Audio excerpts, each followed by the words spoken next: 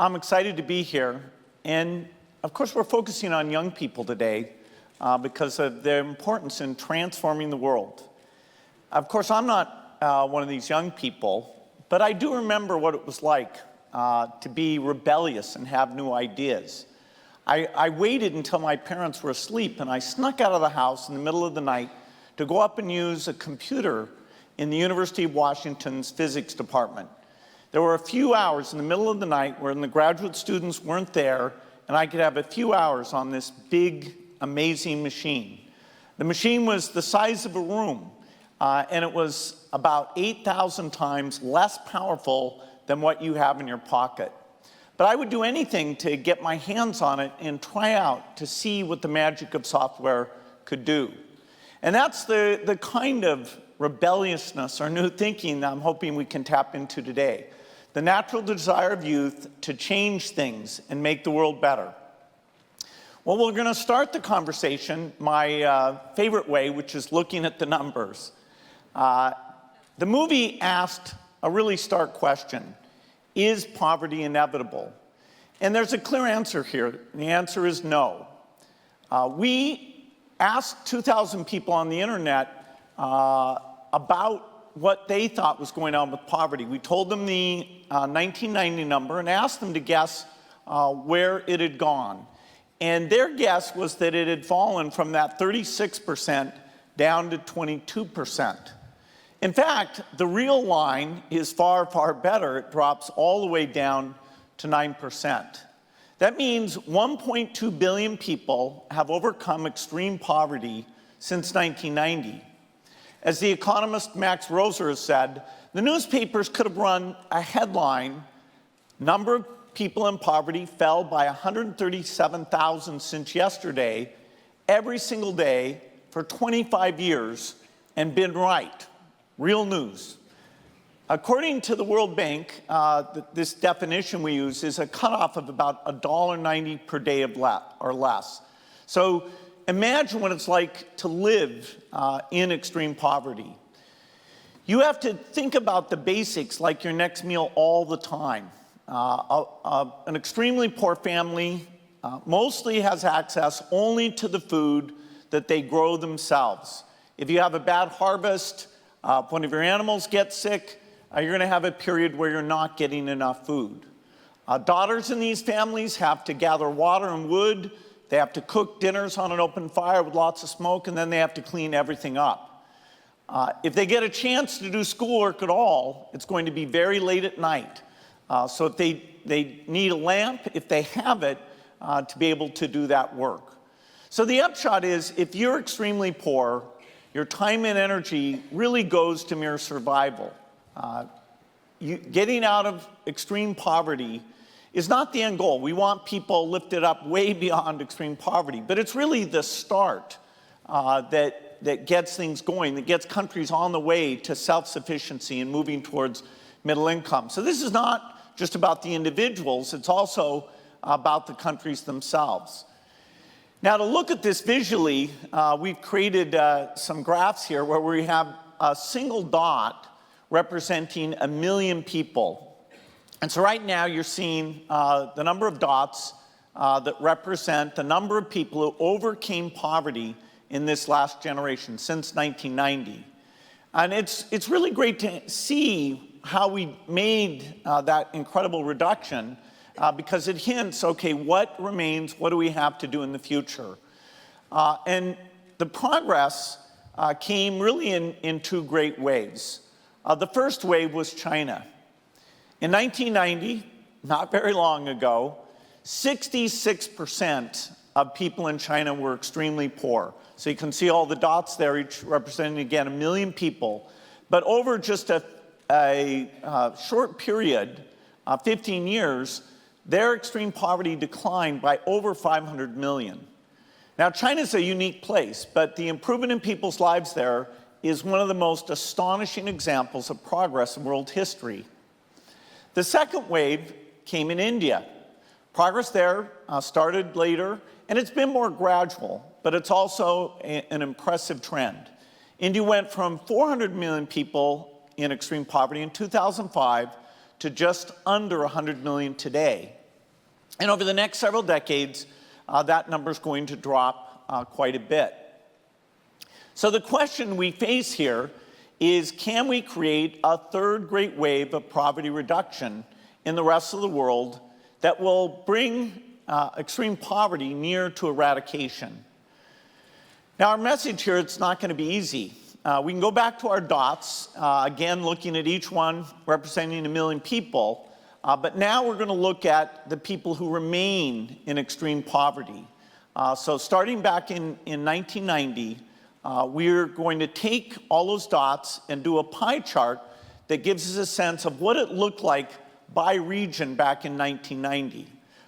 So you can see sub-Saharan Africa, the blue part there, represented a relatively small slice of extreme poverty in 1990.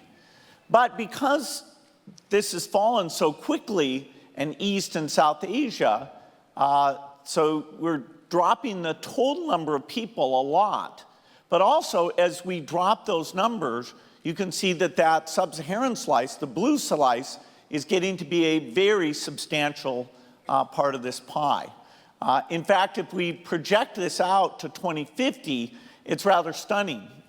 It's a trend that I sort of was aware of, but even I was surprised when we ran these numbers that it shows that almost 90% of the people remaining in extreme poverty will be in sub-Saharan Africa by 2050. If we zoom in even more and take it at the country level, we can see that there's quite variability in the progress here.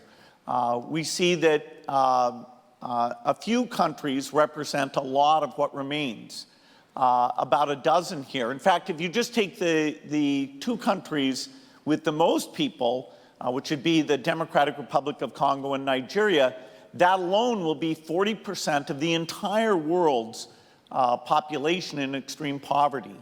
And if we zoom even further in and look at a map of Nigeria and say, okay, where inside Nigeria will we have this? This is based on 2013 data. We can see that it's not spread evenly. As you move towards the north, there's far more poverty than in the south. And so this gap that you're seeing there grows quite a bit over time. And so what this means is that this poverty is going to be a feature of life in a few places. And these are places where there are the fewest opportunities. Often, some of these places, there's violence, a lack of stability. These are places where climate change will make these subsistence farmers' lives more difficult. Also, these are often places where the governance is not providing the primary health care or education, even at a basic level. And every one of these places are exactly where we're experiencing rapid population growth. The geography of births in the world is changing, and this is something that's really fascinating. Over the rest of the century, the number of babies born stays about the same. We've really reached peak baby. But if we look at this chart, we can see that the places that they're born are changing. So we've split it into a blue line, which is babies born in sub-Saharan Africa every year, and the white line, which is the entire rest of the world. And you can see you go from today, where it's only 37 million of those births, up to where by the end of the century, it's almost getting up to the point where half of the babies on the planet are born, not just in sub-Saharan Africa, but overwhelmingly in the poorest parts of sub-Saharan Africa.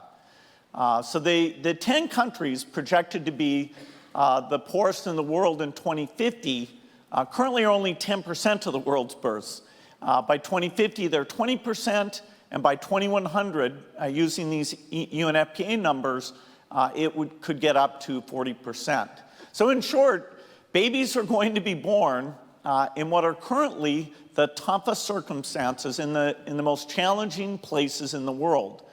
They'll be born in situations where they'll at least start out spending all their time as a family, as an individual, just seeking out the food that they need and not have as much time to invest in their education, invest in building assets.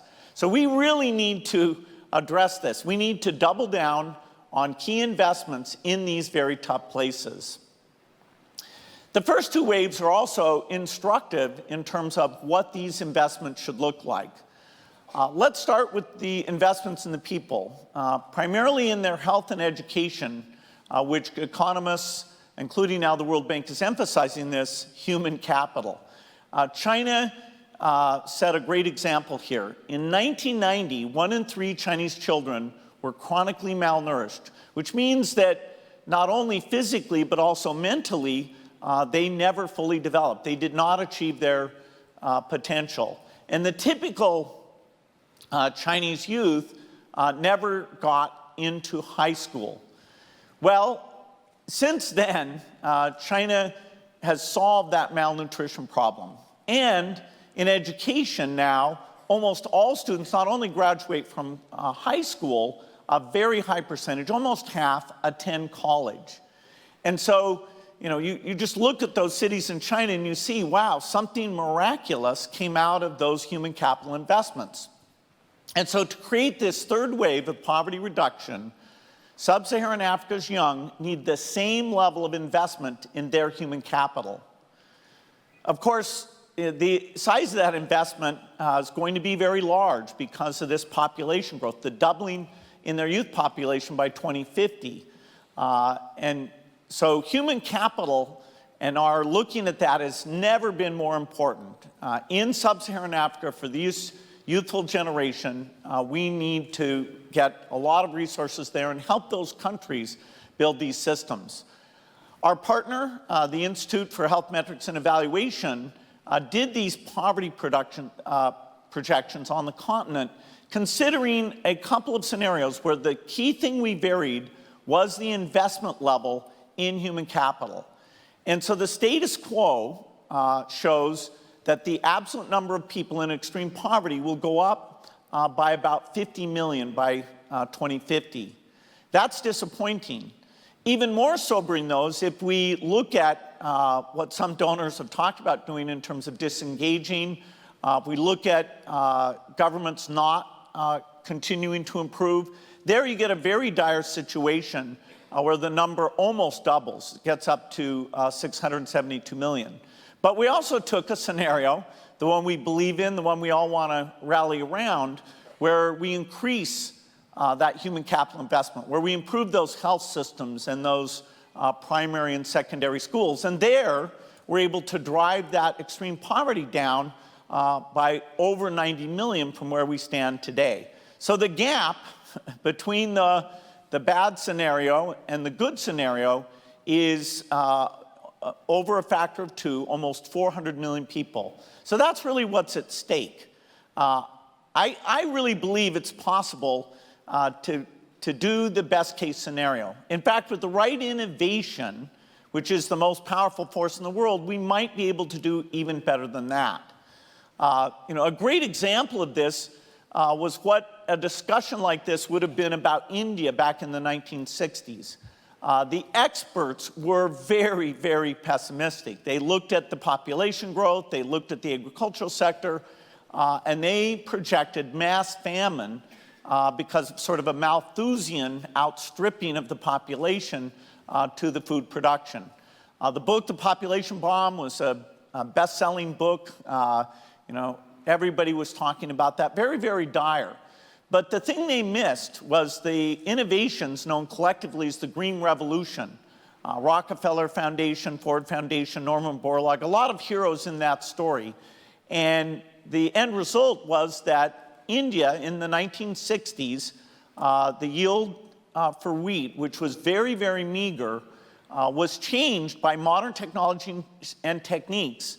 And now we're at almost 4 times the productivity that is output for a certain amount of land. That kind of innovation, in fact, that's another innovation we need to bring to Africa, but innovation can appear in many, many different sectors.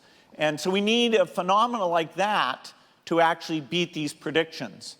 You'll learn in a few minutes about some great innovations. Soil maps and how great they are.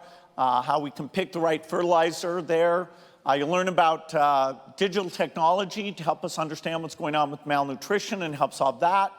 You'll learn about education and how by getting reading resources out there to kids, their natural curiosity will let them help develop the key skills. And so it's investing in this innovation and backing young innovators across sub-Saharan Africa that we can get a very positive scenario. The world we want, a world in which every person can dream of a better future and make it come true, is a world without extreme poverty. Thank you.